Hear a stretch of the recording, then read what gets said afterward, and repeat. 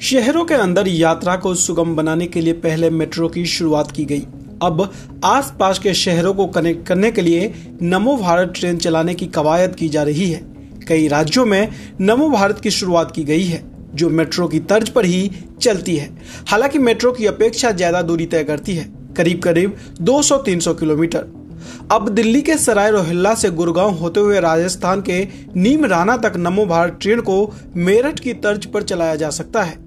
इसके लिए सरकार की ओर से रीजनल रैपिड ट्रांजिट सिस्टम यानी RRTS कॉरिडोर को जल्द मंजूरी मिलने की उम्मीद है। खास बात तो यह है कि भविष्य में इस ट्रेन के ट्रैक पर मेट्रो चलाने को ध्यान में रखते हुए यह तैयार करने के लिए प्लानिंग बनाई जा रही है।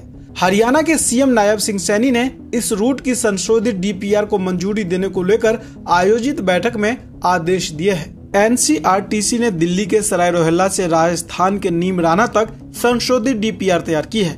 इसके तहत दिल्ली, गुड़गांव, धारूहेरा और राजस्थान में 16 स्टेशन बनाने की प्लानिंग है।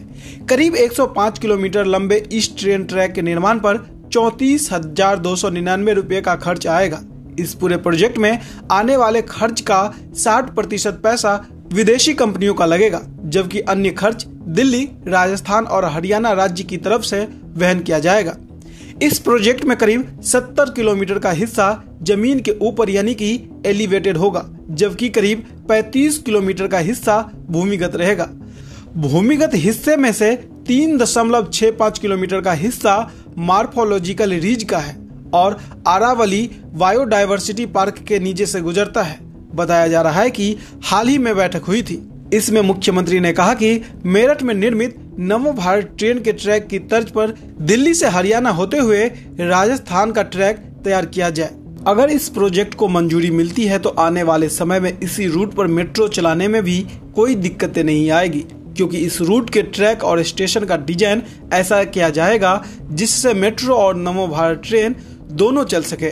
बैठक में कहा गया कि नमो भारत ट्रेन के तहत डिपो को राजस्थान में तैयार किया जाना चाहिए। इसके लिए 70 हेक्टेयर जमीन राजस्थान सरकार से ली जानी चाहिए।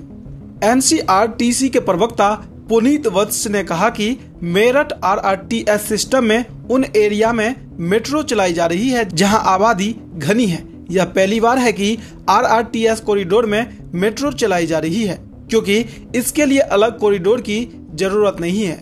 दिल्ली के सराय रोहिल्ला से गुड़गांव होते हुए राजस्थान के नीमराना तक एक ही कॉरिडोर पर मेट्रो चलाना संभव है।